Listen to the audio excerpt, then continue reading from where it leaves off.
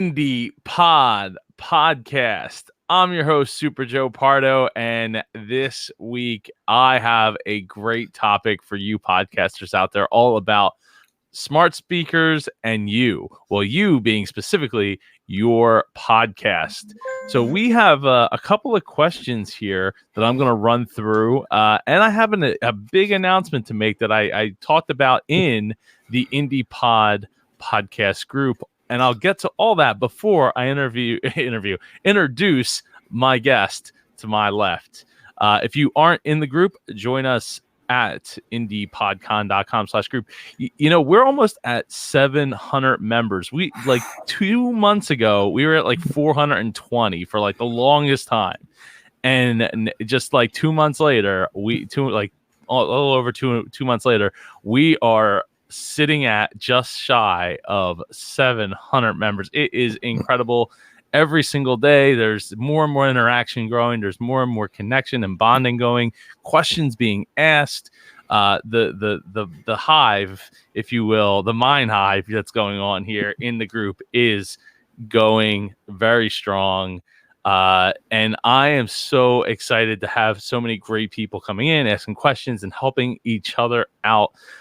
If you are listening live, pop in the chat where you're listening from. Would love to give some shout outs here while we do this live. If you aren't listening live, well then good, you found the Indie podcast on either YouTube or on or maybe on Facebook, but also on our in the Apple Store, wherever you go and get your podcast from, Spotify or your ALEAXAs, or your Hey Googles, or all those things. If you're listening on podcast form. Anyway, I have a big announcement tonight that I'm going to get to after I get to introduce my guest. Everybody, give it up for Chip Edwards. Woo! All right. Glad to be here. Happy to have you. All right. Tell the people why or what you do and why you're here, Chip. So I'm here because smart speakers and voice technology is kind of taken off. And so what I do is I help people that have content get their content out on smart speakers. And so I've been going around and talking about it. And there's a couple of things that kind of happen magically. So I'd like to explain some of the magic behind that. And then there's pieces that you want to do to be able to make sure your content is available to the hundreds of millions of people that have voice technology devices that they're using. Literally hundreds of millions. I have one right next to me, and it's not even, it's a tablet. It's a Fire HD tablet that literally is on my desk to run my cameras and turn my lights and speakers on and off in the room. Yes, it's not just smart speakers. I mean, there's hundreds of millions of smart speakers. I think the last number I saw was 74 million people in the United States have smart speakers. But smart speakers is much bigger than that. But I think what you were mentioning is true. The average is 2.3 smart speakers per person. It's kind of like kids, I guess, 2.3 kids, but it's smart speakers, 2.3 smart speakers per person. Well, let's see. So in my house, I have 1, 2, 3, 4, 5, 6, 7, 8. 8 if you include the tablet that's sitting on my desk that I basically run as an Alexa show. Yes, and that so you're dragging the average up, and that's I think I probably have about 8 in my house too. As far I got one in the barn even. I mean, we've got them all over the place. So people start using them. I think that what was it? The news that just came out from the BBC. I think the tagline they put out there was ubiquitous ambient computing is what Amazon is moving for. They want voice technology everywhere you are, and so that's where. So you with 8 in your house, that's not bad. And then if you count cell phones, and on top of that, you probably even have more devices that I have two just sitting in front of me. Right. I have my iPad in my bag in one of the bags sitting behind me, up on the wall there. So yeah, there is and we have a bunch of other Fire tablets too in the house. So yeah, I didn't even count all those because so there is a huge push, and I think it's it's great that there's somebody that's able to help navigate getting your podcast onto those smart speakers, because it's not as simple as it probably should be or could be, but it just is the way it is. Yes, there's a couple for podcasts. Fortunately for podcasts, you've got it easier than most companies or people that have content, because Amazon and Google both have a default process that they that if they can find your podcast either on TuneIn or in Google Podcast, they'll play it for people. So that makes it easier to get your content out on smart speakers. But the big thing with that is if you use the default mechanisms, TuneIn or Google Podcast, you don't get any of the stats as far as who's listening to your podcast through smart speakers. So that's one of the downfalls of it, but at least people can find it.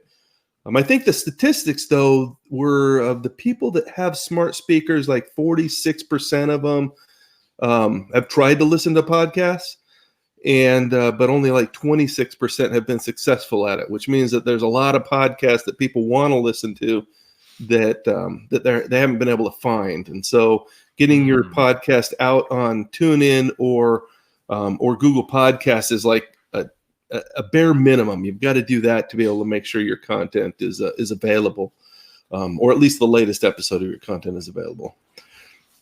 Yeah. So I mean, we can definitely talk, because I want to talk more about TuneIn and like how that aggregates and all that. But right now, I have a big announcement to make, to drop on everybody. I've been kind of hard at work the last week or so.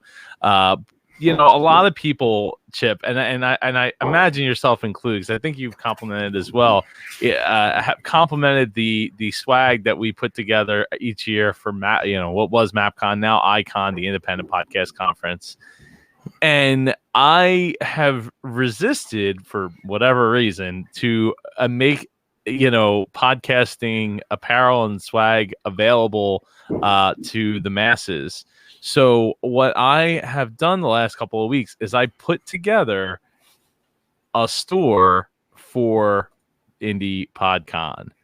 So you can go to indiepodcon.com/shop, and you can check out some of the designs. Now, some of the designs have existed, like the mic dropper shirts, now we have a mic dropper hat and beanie. We have a ladies short sleeve t-shirt for Mic Dropper, which had not been available prior. We have some podcaster shirts, like this limited edition. Like these will never be made again. So these are what it is. It is what it is from MapCon 5. We have a handful of them available, only certain sizes, and when they're gone, they're gone. I'm personally shipping them out. We have a Mic Dropper sticker that you can get in 3 different sizes. There's a Podfessional beanie and the original MapCon 4 Podfessional shirts, which Chip, you have one of those, I believe, right? Oh yeah, I got mine. We have Indie PodCon stickers available in 3 sizes, and this design is the 8-bit podcaster t-shirt that comes in a lot of different sizes. I wanted to put something together because we are digital, we're digital creatures, podcasters. So I wanted to put together a design that kind of spoke to that and give it make it available in a bunch of different sizes and colors, and allows you to find the thing that matches what your style. Let me go back here, and that logo, the podcaster logo, is also available in 3 different sticker sizes as well. So yeah, so it's available, and not only is it available, but the other part of this big announcement is that there's a Black Friday sale, right? So because of course there is 25% off your Icon ticket is available. So normally we offer 10%. Like here's the 10% banner with code IPP. But if you use code Black Friday, one word, and go to indiepodcon.com/register, you can save 25% off of your ticket. Right now, tickets are at $199. And that will be available until I think it's midnight December 1st. So or I guess November 30th at midnight. I don't know. Yeah, when November ends, that's when it ends. So you have until the end of November to take advantage of that. Just like if you go to indiepodcon.com/shop, which is what's all over here to my left, you can save 25% off the store, any of these designs. These shirts are limited edition. This shirt will never be available again. The Podfessional shirt will be available again, but without the MapCon branding on the shoulder after the fact. So once those are gone, they're gone. I really like the way the Podfessional beanie came out, though. I decided to do like a white on white because some people might, be down for that.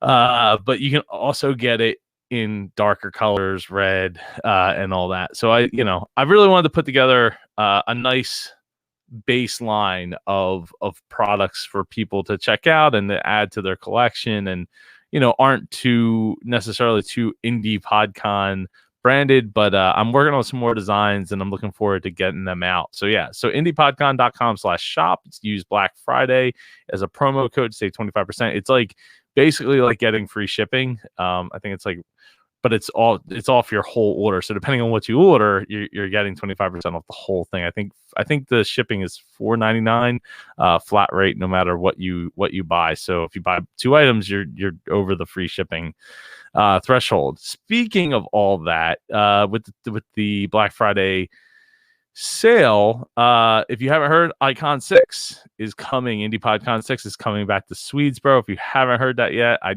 don't know why you wouldn't have heard it yet, but some people might not have heard it yet.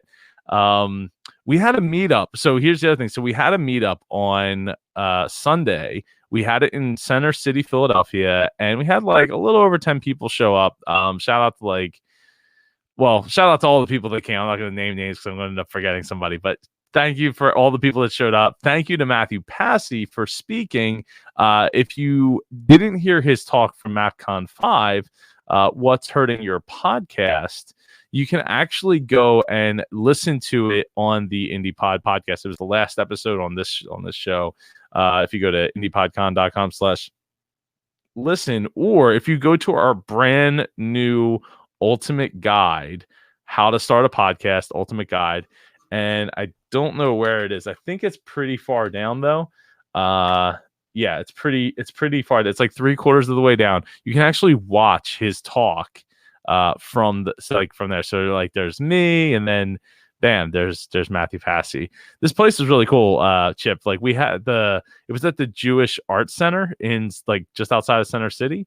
And there was some really cool artwork there. So it was pretty neat venue, as you can see from the video on my screen. There's a lot of cool artwork there. Yeah. That's a nice place. Yeah, it was really nice. I was really stoked about having our event there, and shout out to them for hosting us.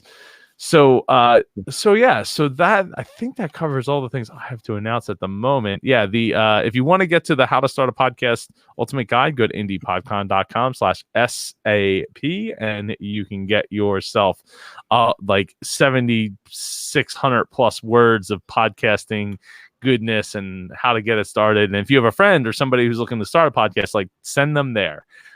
There's a ton of videos, including MapCon videos and things of that nature. And I'm going to be expanding into more guides where, Chip, one of your talks will definitely be making into that guide, because it will be like next level stuff. Like, what should you be looking for? Like, once you get yourself. I was just checking to make sure you weren't in the in the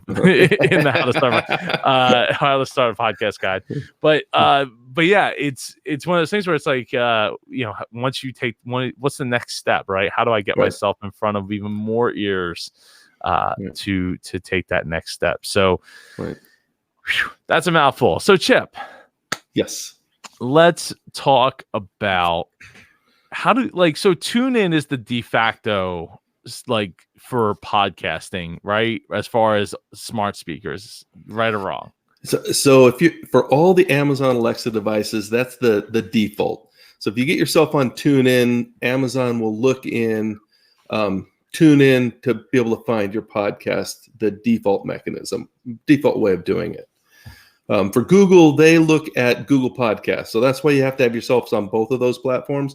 I've read some stuff where Amazon is looking to get into some of the other platforms as well to be able to find more podcasts across multiple distribution mechanisms. So there'll be more ways of getting it out there, and some of the platforms have put together their own skill, which is Amazon. We'll talk about that in just a minute, so that you can ask for podcasts on their platforms, through their platforms. But some places are actually moving away from TuneIn because they want to get their audience connected with them directly as opposed to through one of these platforms. And so that's why Amazon and Google have both made a way for people, companies, brands, anybody to be able to put out their own. Amazon calls them skills, Google calls them actions, and that's how you can interact with your audience directly, and you get all the stats. You know who's then getting your content when you do it that way. So it doesn't the hosting platforms can't see that it's specifically coming from Echo or it just knows TuneIn, so you don't know if they're listening, how they're listening to it. So from your perspective, if you just put your podcast on TuneIn, all you know is that you've gotten some listens through TuneIn. So whatever TuneIn is saying, but you don't know where that comes from. When you have your own skill, now you know who's using your content, and you get some additional statistics like how many devices are being used and stuff like that. But for the most part, you now get all the statistics of who's listening and when they're listening and how long they're listening, all that kind of stuff. Oh, okay. Yeah. Wow. If you have your own skill. Yeah. So how do you go about getting the TuneIn though? Because I don't think I ever signed up for TuneIn, but I'm pretty sure I'm there.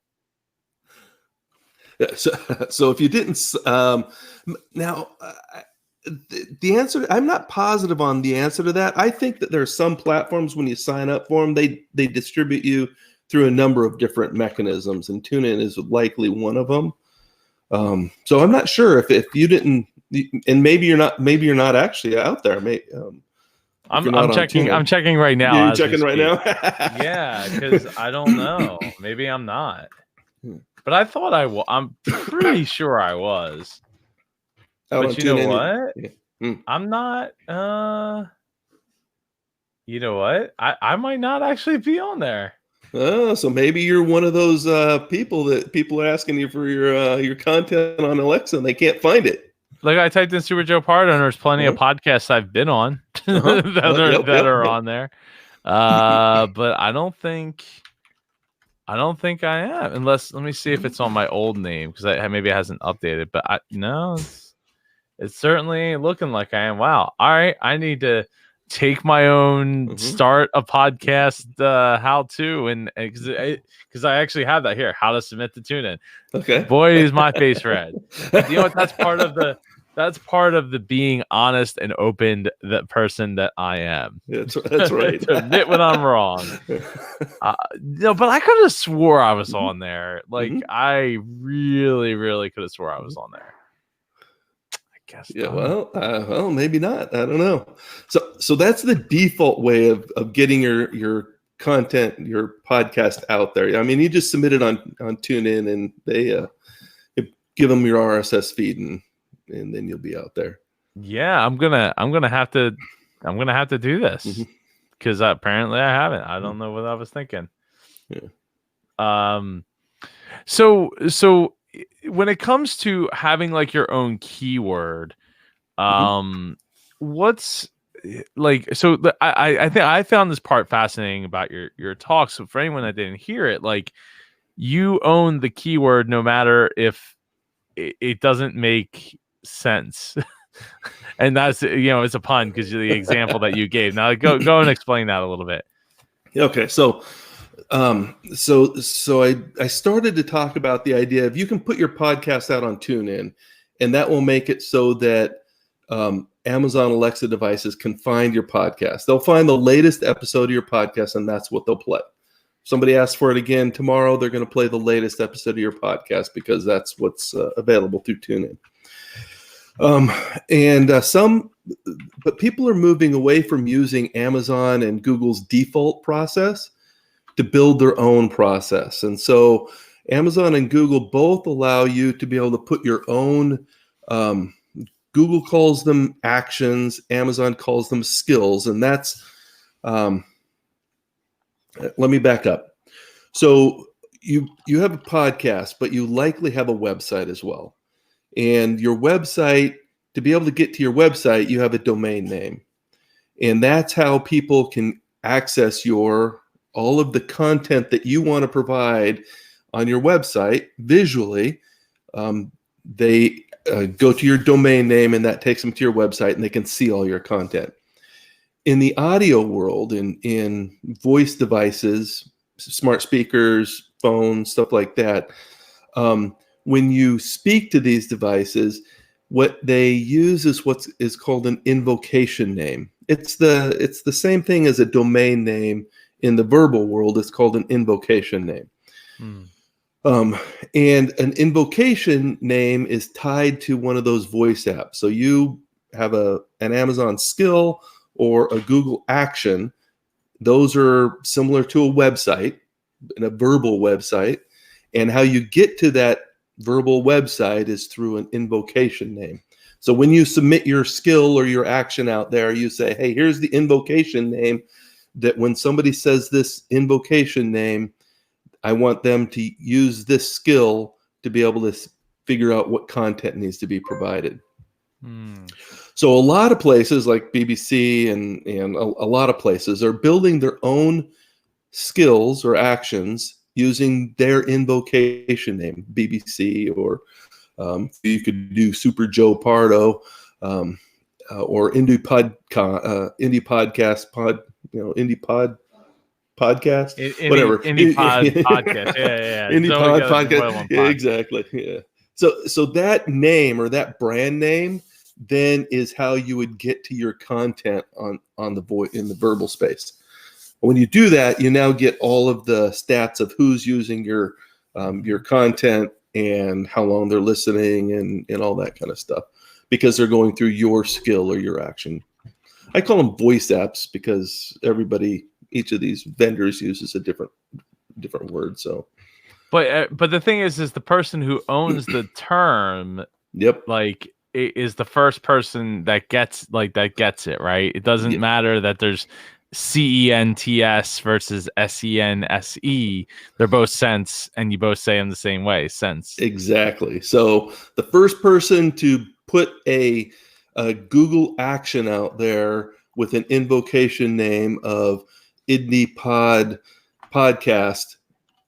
is the person who gets to decide what content gets played when somebody uses that.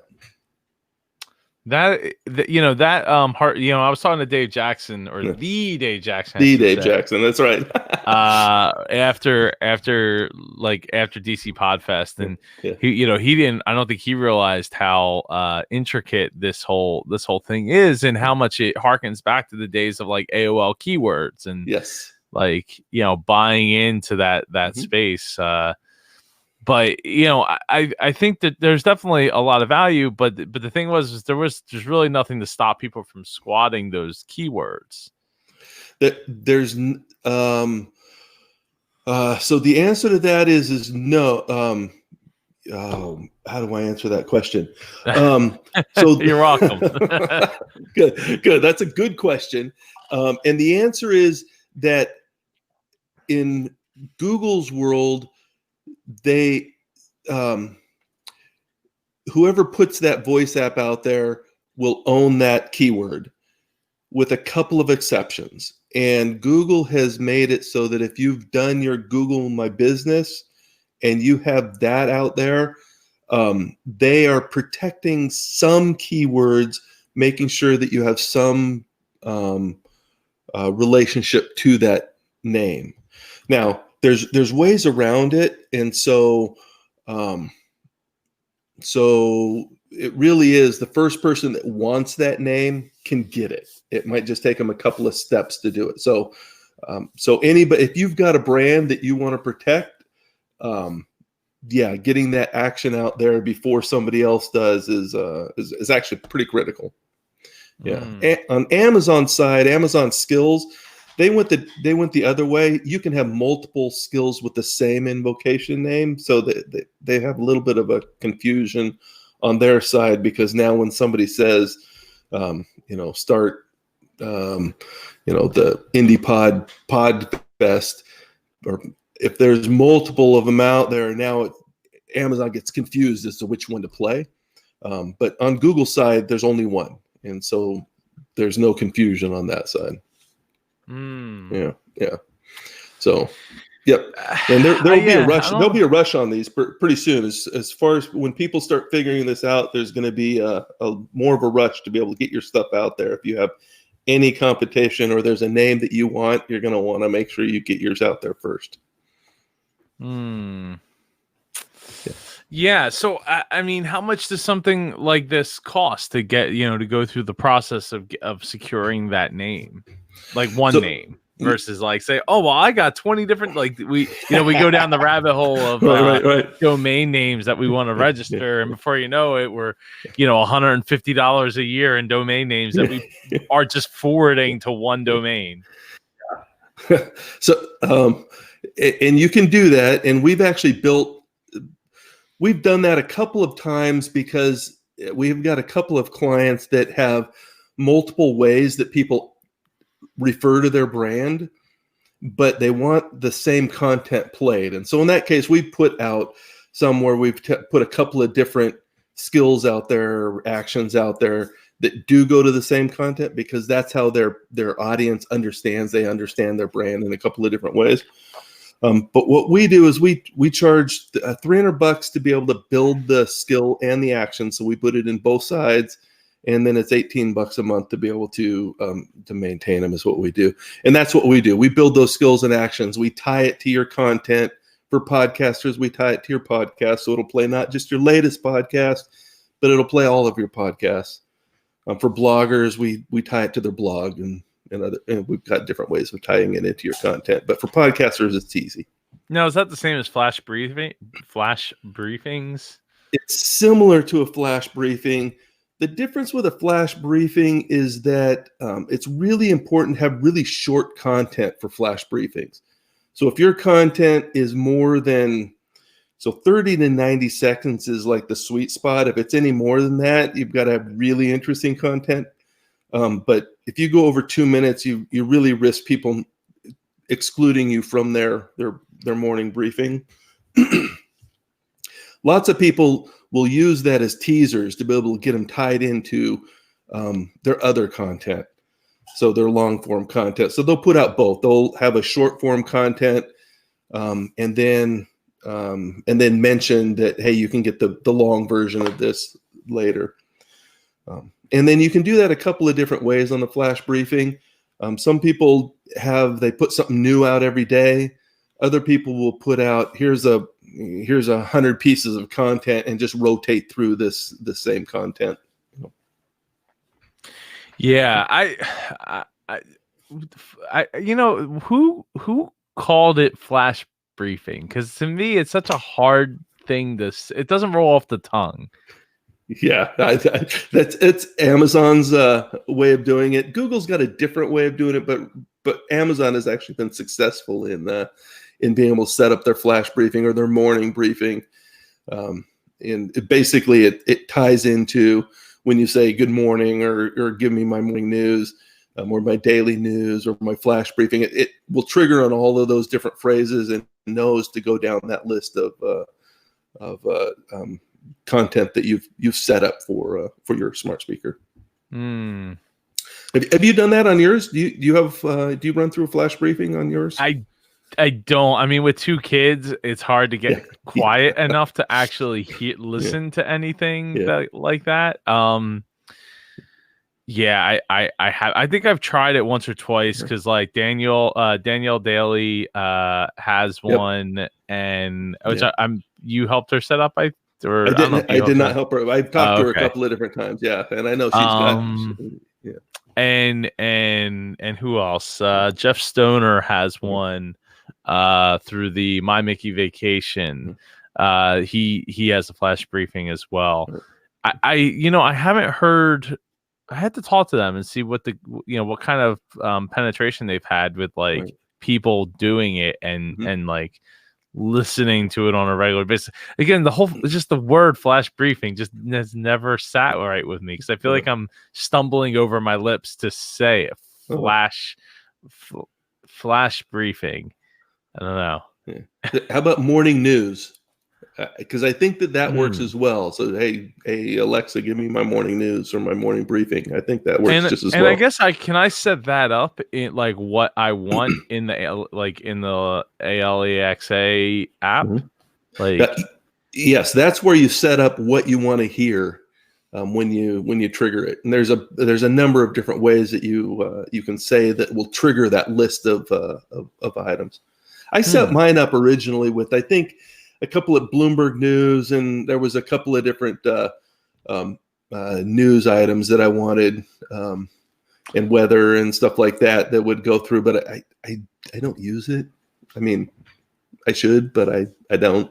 I mean, I'm trying to look at like the skills that I have available. I don't know. I feel like Amazon doesn't do a great job of like getting people to like. I get an email every week updating me on what ALEXA can do. And I mean, I don't know. At the time, I just forwarded it to my wife because she's the one most of the time to be able to even use most of them. But I'm like flicking through, like you don't even see the word flash briefing anywhere. Like I'm flicking through, I'm looking at communicate. Where in the app do I set up my flash briefings? Routines? Let me pull my it's under routines. Probably. Okay, so if I say ALEXA, good morning. Oh, play the news for my flash briefing. Oh, how about that? And then I can, let's see, it's a device to speak to. Like, that's cool. I think I might need to try to play with that. But the problem is, like, in the morning, my wife is either still sleeping or the kids are still sleeping. And one of them may actually be sleeping in my bed. Yes. So, like, the last thing I was, it was so funny. Like, so we play the, like, Blippy songs on the Echo in, like, my son's room a lot to get him to calm down, like, stop being so rambunctious and get his clothes on. And it's funny. It's like, you could listen to Blippy songs at 7 a.m. every morning. You can wake up to Blippy songs. Just say, Alexa, wake me up on blah, blah, blah. Like, yeah, that's exactly what I want to wake up to at 7 a.m. Like, first off, I'm already up, like well up. But for a couple hours, so like you're not helping. But on top of that, no, just no. I don't know. As soon as the kids are putting it together themselves, you're gonna have it's gonna be happening without you. I think so. I think they'll be trying to schedule that stuff for themselves. Like, hey, I want to hear this when I wake up. To wake up to in the morning. Get my morning going. One of the things, so like smart speakers in general, so it almost feels like I have too many of them, around the house, and it's it's one of those things where it's like I know they're supposed to judge my voice, like where I'm, which one I'm closer to, Yep. but it doesn't always seem to work that well, especially because we have like three of them, one in each of the bedrooms, like right within earshot of each other. In fact, Right. so much so that the tablet in here, I use a different wake word other than ALEXA. Right.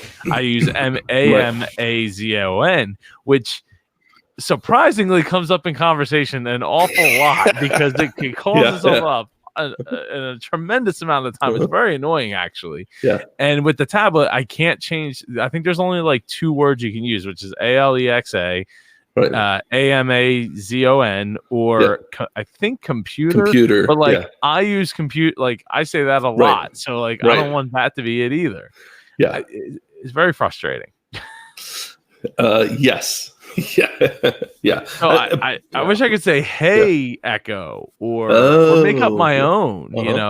Yes. Like, "Hey, Echo," like that. "Hey, Echo," like that's 3 syllables. Like that should be good enough. But well, and that's what Google did. They "Okay Google" or "Hey Google" to be able to trigger theirs.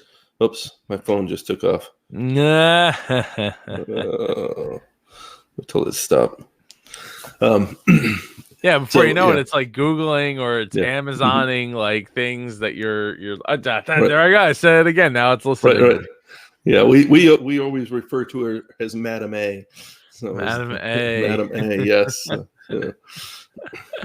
It is funny. You know what? So one of the things, and this isn't podcasting related, obviously, but like one of the things about teaching my daughter who's 3, going to be before March, to be courteous to our AI overlords. Saying please and thank you and stuff like that. I think there's a setting that you can set it to force you to need to say please, I think. Yeah, there is on the Amazon devices to be able to and to be able to add those phrases in. And it's actually kind of an interesting thought around that, because if you treat them as human, how much more are you going to feel like they're human, and is that a good thing or a bad thing? I don't know. So it's a little bit, I don't know. There's debates going on around that as far as that idea. I just don't want my daughter not being rude, like yelling at, because that was what was happening. She was starting to yell at it, like when it wouldn't do what she couldn't talk that well because she was 2.5, 3. Right. But so she would start yelling at the thing, and I'm like, whoa, like I don't want this to carry over into like you talking to humans or other people like that. Right. So like we need to start injecting the word please. Now I haven't enabled the please into it because I mean when I'm not around her I don't say that, but I have a little more context to like know that I'm not supposed to be screaming at the thing. Yes. So just trying to get her to make force a habit to say please and thank you and that kind of stuff. So it goes a long way. But if I could enable it for, I guess, I don't know, certain, like all of them except the one in our bedroom. Like that's the only one that I don't need. Like that, and maybe the one in the garage and the one in my office. Right. I don't need to say please like to those ones, but to like hers and our living room and our theater room, her playroom, like they should probably say please. To address it more politely, I guess. Politely. To train that idea. So, and it's good to learn for everything. Really, is to be able to say please and thank you for when somebody, or I guess in this case something, is actually doing something for you. Yeah, definitely. So is there any is there anything we haven't talked about as far as smart speakers and like it related to your podcast and maybe like the market penetration you've seen with some of your clients or something to that effect? Yeah, so right now the usage is still really is still really small as far as the number of people that are are using them. Most usage right now is using the default question and answer. I ask it a question and it gives me an answer. Weather, timers. We use a timer a lot for Yeah, our daughter. we use a timer a lot too, and grocery lists and stuff like that. Mhm. Grocery lists has been like a huge win for us because we got teenage boys. Actually, they're a little bit older now, and they would use the last of something in the kitchen, and getting them to walk over to the fridge and write it on the list was a big deal. I mean, because they're busy. I mean, they're cooking or whatever they're doing. But now that with these smart speakers, they can be using the last of the milk, and they can just say, "Hey Alexa, add milk to the shopping list." And so we love the shopping list one. So right now, most of the usage is on these default processes, but it's shifting, and a lot of the big companies are really starting to push using these custom skills and actions. And so you'll probably start seeing a lot more advertising where you'll see different brands say, "This is how to get our content on smart speakers," and it's starting to drive people to be able to expect to find all kinds of content out on these smart speakers, so that you can be getting your podcast on the way to work and working out of the gym as people start talking to their devices and to be able to ask for what they want, all kinds of things that they want.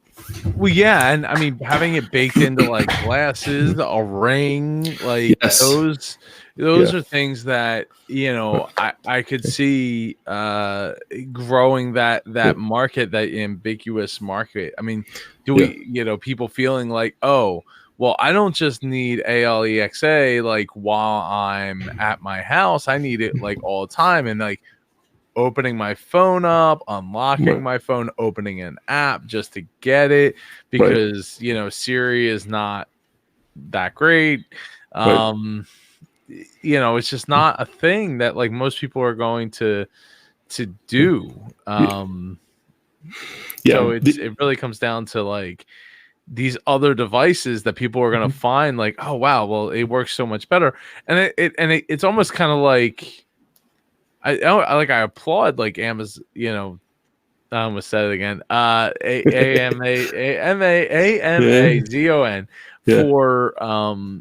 for like kind of supplanting the phone, right? Like they had the Fire phone, the Fire HD phone, and they just totally canned it because they realized like they weren't going to compete with what's out there, even in the budget line. Like the stuff in the budget line is so great, and when you try to compete with like their Fire tablets are so cheap that it's not competing with like the iPad. And then the only other thing is like a Galaxy tablet whenever they decide to like release one of those, those. So it's like you're basically sitting at the top of a heap of like other tablets, but you're gaining so much in revenue from these tablets because people are, ordering more from you, and they have ads on them supported, so you can charge $50 and have something you wouldn't have otherwise. Like I think it makes just a lot of sense to say, let's not compete on that level, because so many people take their phones so seriously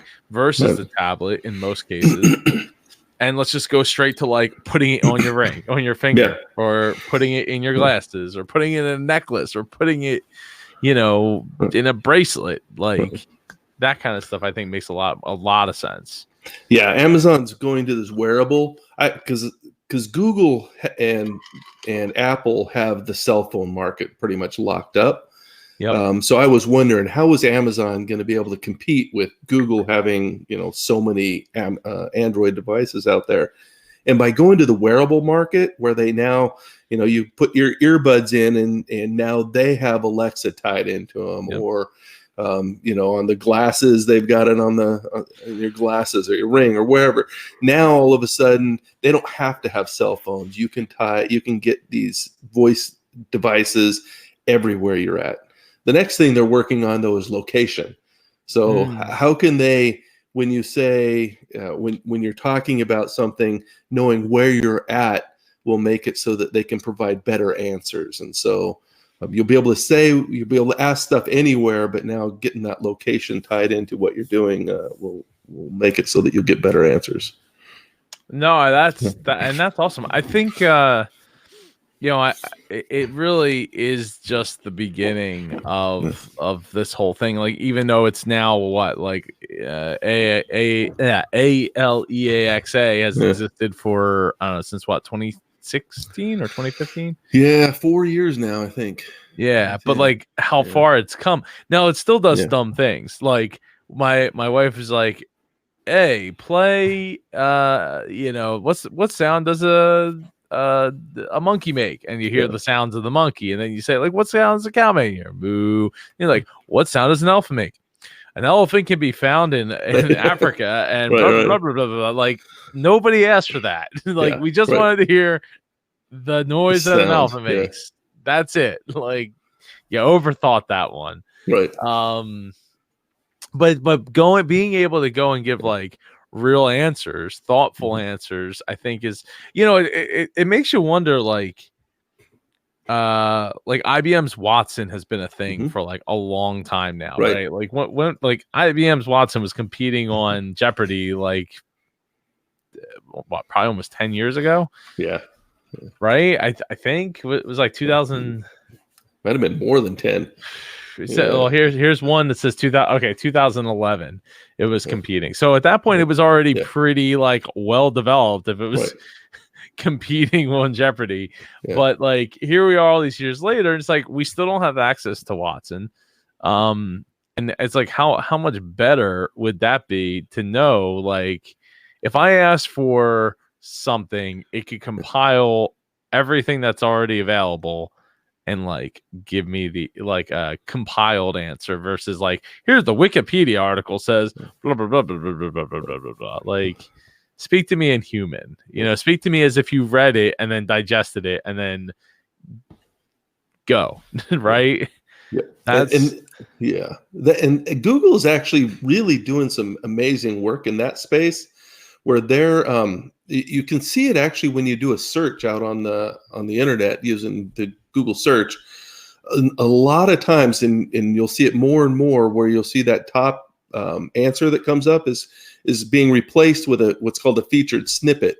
Yep. And their goal when they're actually building that, they're trying to scrape the web to come up with an answer, a short, concise answer for whatever your question is. And that's their goal, is to be able to provide the concise answer to anything that you ask. So we'll see more and more of those going forward. And they're feeding that into the voice space a lot. Actually, that's what they're using in the voice space. They're using that featured snippet as the answer, the verbal answer. Yeah. So, I mean, it's great when the verbal answer is good or great, but sometimes it's not. And you're getting, just like ask it for animal sounds, and you get a depiction of where and what that animal is and where it's from and all that. So I wonder in those cases because there's a couple of things that could make it fail in that case. One of them is they don't have the animal sound. And so because they didn't, they said, well, what else? What do we got for you since I don't have the sound?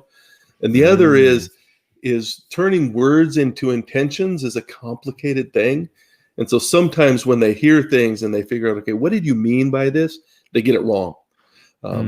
They're getting better at what was your intention, but that's a process that there, a lot of AI and machine learning is going into that to figure out, I heard your words, but what did you mean?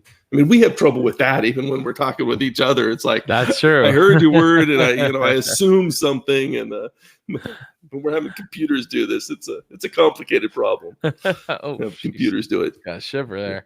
Oh man.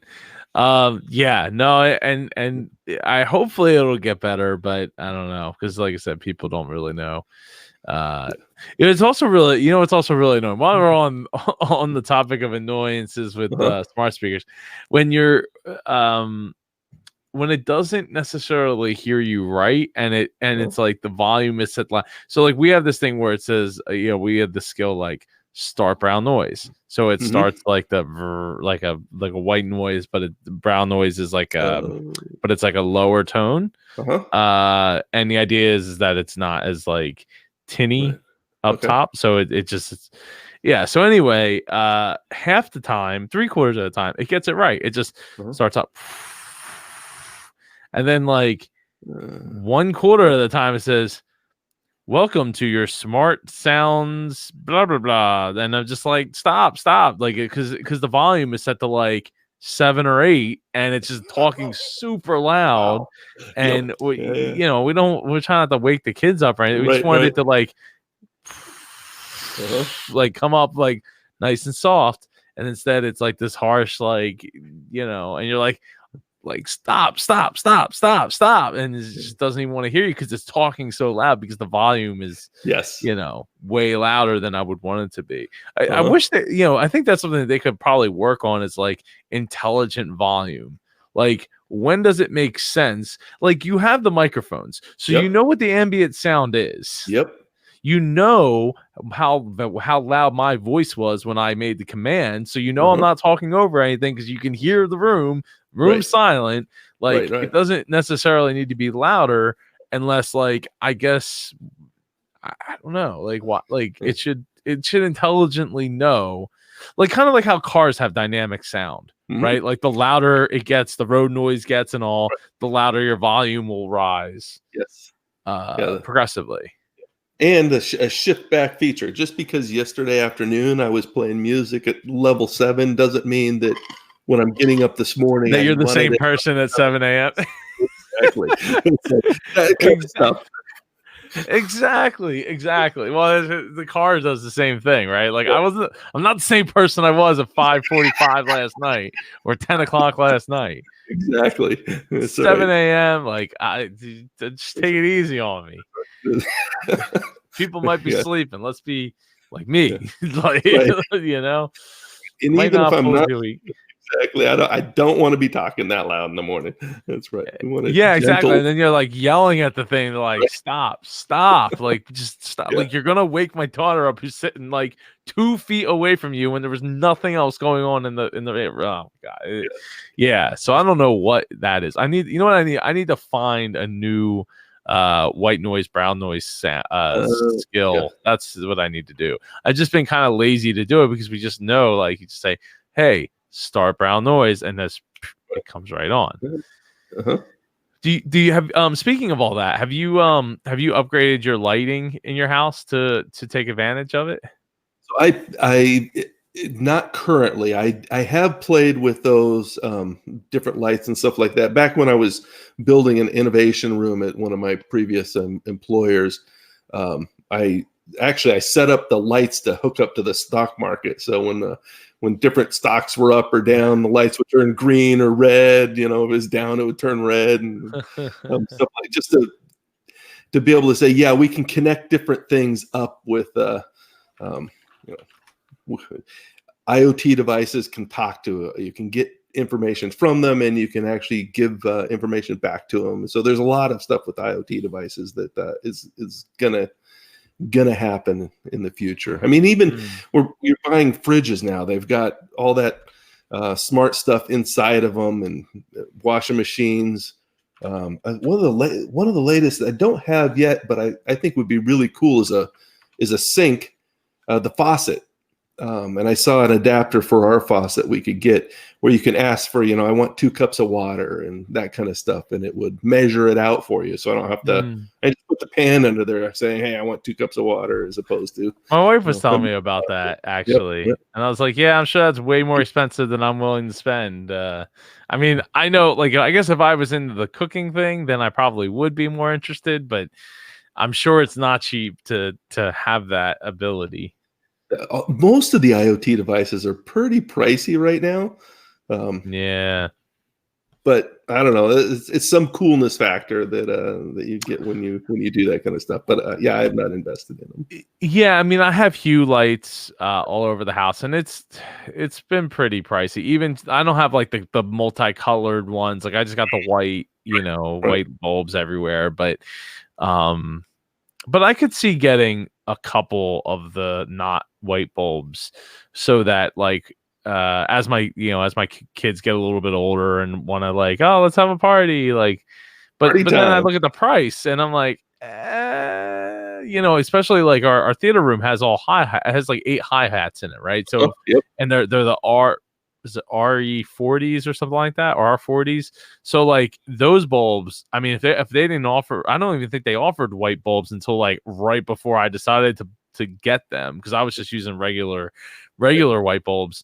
And had I had bought the color ones, it would have been like, instead of like $10 a bulb, it would have been like $40 a bulb. And I'm like, yeah, times 8, like, nah, no, I'm good.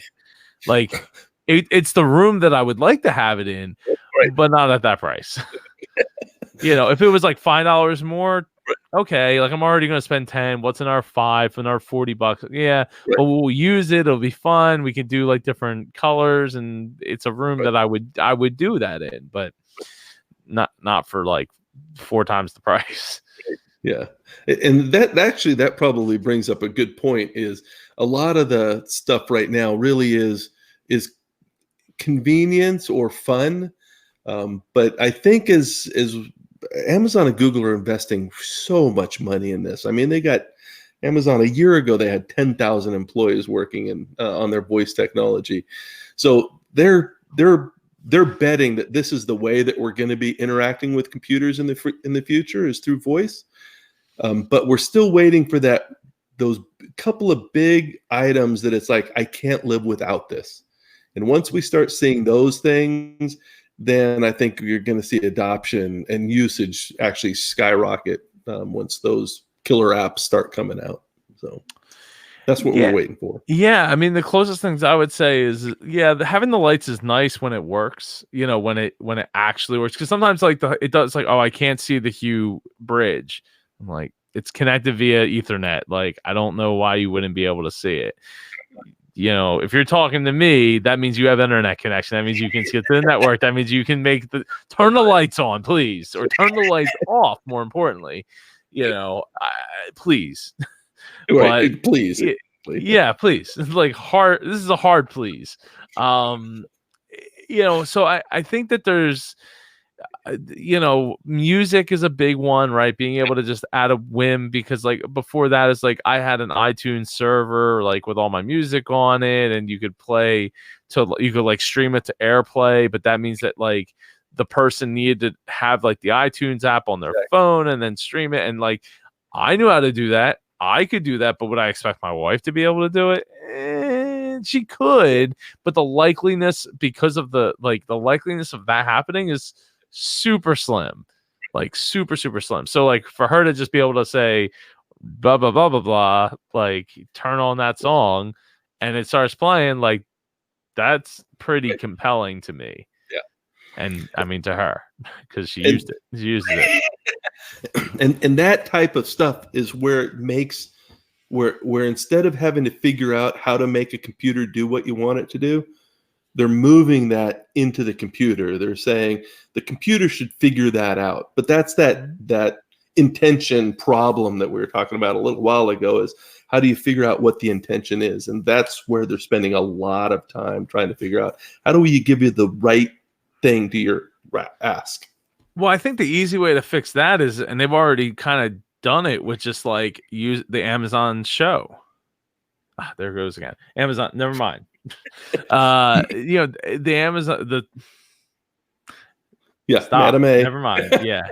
Alexa. The show has the screen, so you have the ability to like see what it means and that kind of stuff. And I think it's better to have it all in one place rather than being like, well, you can go to your app and then, dive into it from there. But I'm really curious to see what the penetration rate of the Alexa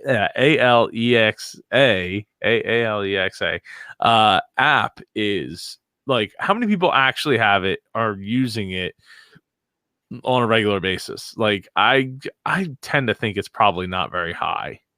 The app, Yeah. So not the devices, but the app. No, The not app, very. yeah. Yeah. The goal is to not have you have to use any app.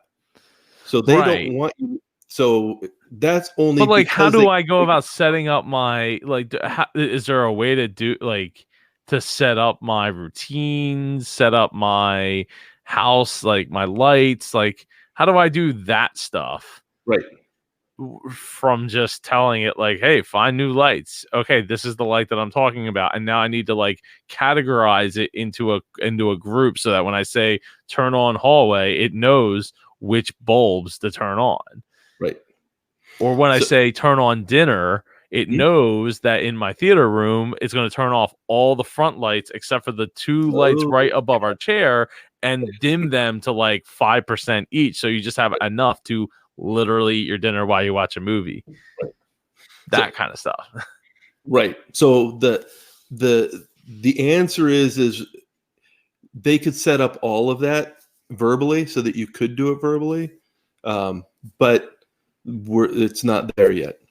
So it's I mean, it's a easier lot, now to do right? that Because kind of stuff. each bulb has like a serial number, and it's. I Mhm. mean, as it is, the Hue thing is not that. It's not that simple. Like, put it this way: like, is it simple for me? Sure. Would I give it to like my mom or my dad and be like, "Hey, this is simple. Just plug them in. It'll be great. Like, here's the app." Like, there's just I don't have that confidence level in it. That would like, oh yeah, it's easy. Just screw the bulb. But like, how many how many people does it take to screw in a light bulb and set it up and set Exactly. it up? Like apparently Yes. two, because I don't have the confidence that, they would be able to get it done on their own. But as companies figure those things out, as far as, okay, I screwed a light bulb in, the system should know, hey, there's a new light bulb, and it should Right. actually talk you through the process of, hey, is this part of a different group? Or yeah, exactly. So the point is that because there's a should, and because Amazon, Google, these companies are investing so much in this new way of interacting with compute resources, it's going to happen. Just the question is when. Oh, here you soon. go. Amazon, turn off Office. Mm-hmm. Office doesn't support that. Amazon, turn off Office. Office doesn't support that. I'm pretty like Amazon, turn off Office ceiling. Sorry, I didn't Oh, find a device Amazon, Office ceiling. turn off Studio. I forgot my own name. Sorry, I didn't find a device named Studio Echo Phone. Did you hear that? Amazon, turn off Studio. Oh, it actually did it this time. Because what will happen is the lights above me, there's 3 bulbs above me. 9 times out of 10, only like 2 of them will shut off, not the Really? third one. Yeah. And it doesn't matter if I like screw it back in. Amazon, turn on Studio.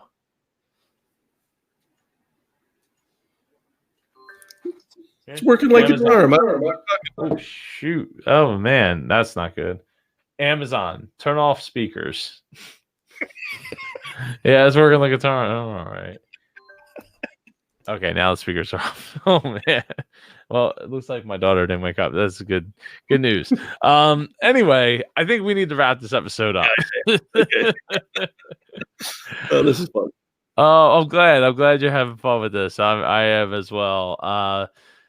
Let me see here. Let me run through a handful of the things that I need to promote, like the fact that we have a Icon store open now. Indie PodCon has a store and a Black Friday sale going on right now. You can go to indiepodcon.com/shop and pick up stickers, beanies, hats, t-shirts, and more will be coming soon.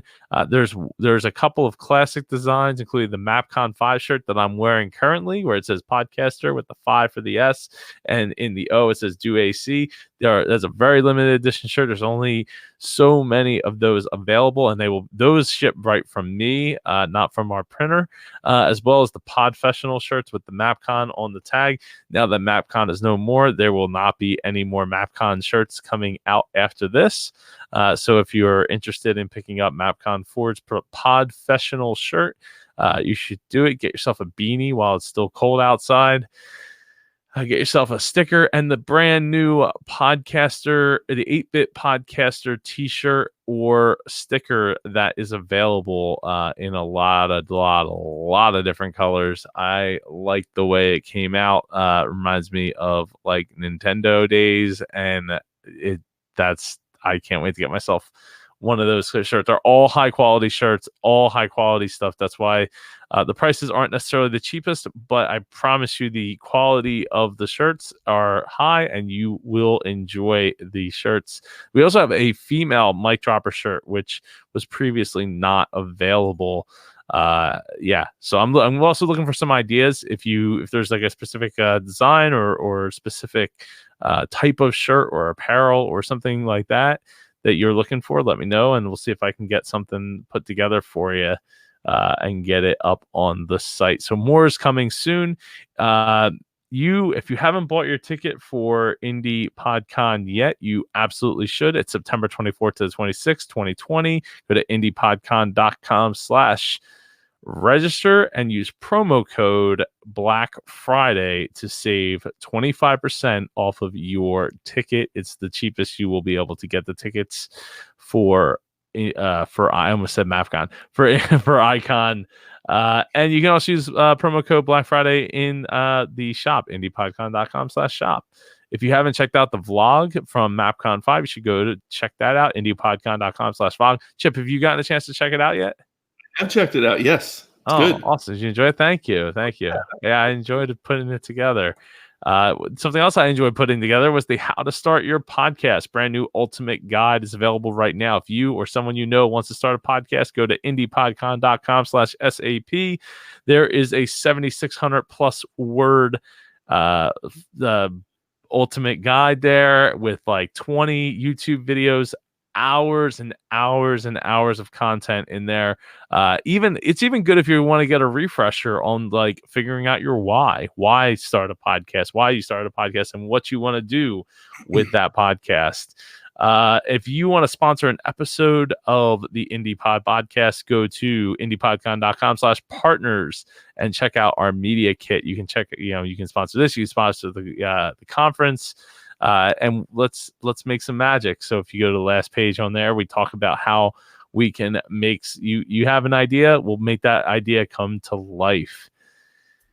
Anyway, my guest this week was Chip Edwards from Create. I never even said your website. Is createyourvoice.com. Createmyvoice.com. Yes. Chip, thank you so much for being a guest this week. I really, really appreciate it. It was very fun, Joe. I appreciate spending some time with you. Yeah, as always. And I'm looking forward to seeing you. Are you going to be down at Podfest in February or March? Still looking at that right now. Yep. I am too. I'm trying to figure out if I can make it work with the family vacations for the year. Right. If I can, make the time work. But yes, that's my goal. My goal is to be in Phoenix the week before, and then Orlando that week. Oh, you're just traveling all over the place, man. Oh yeah, having fun. Yeah, well, that's the important thing. And one other thing I wanted to add before we get out of here. So last week I was talking with Dr. Tyson Franklin. Shout out to him for having a grandchild yesterday or today. I don't know, whatever the time with the time change over in Australia, it probably was yesterday. And I was talking to him and talking about like rebranding and stuff like that. And I just wanted to give a quick update that I think I'm getting closer to like what I'm going to do with my Dreamers podcast, because I have yet to, since relaunching the show back under the original name, I haven't given it, I haven't figured out what that show is going to look like going forward. And I think I'm getting closer. So I just wanted to give a quick update on that. So I'm really, really getting kind of excited about the possibility of what's to come with that. So hopefully, but by the start of the year, I will have the game plan and starting to release new content under the Dreamers podcast flag, I guess, or show. Anyway, all right, I'm getting very tired. Everybody, I hope you all have a very great week ahead or weekend ahead. And we're almost to Thanksgiving, so I'm looking forward to next week. We have a guest on the show, I think. Oh, wait, no, we don't actually, because next week is the Wednesday before Thanksgiving, and I didn't schedule anybody. So I'm depending on what's going on, I might do a solo live show. I'm not sure, but I don't have anybody scheduled, so we might be off. I think we're off. Going to end up being off next week. Probably should be off. I should be off next week, right, Chip? You should be off. Take a week off. But the week after, I have Bonnie L. Frank coming on here on the Indie podcast. So I'm looking forward to chatting with her. Then I have Heather Warburton, Ross Brand on the 18th. Then we're off for Christmas, off for New Year's, and then Matthew Passy on Wednesday, the 8th, January. So have quite a few guests coming up, some breaks, the holidays and all. But I hope if I don't see you all next week, I hope you all have a great Thanksgiving. Chip, have a great Thanksgiving, sir. Absolutely. And you as well. Thank you.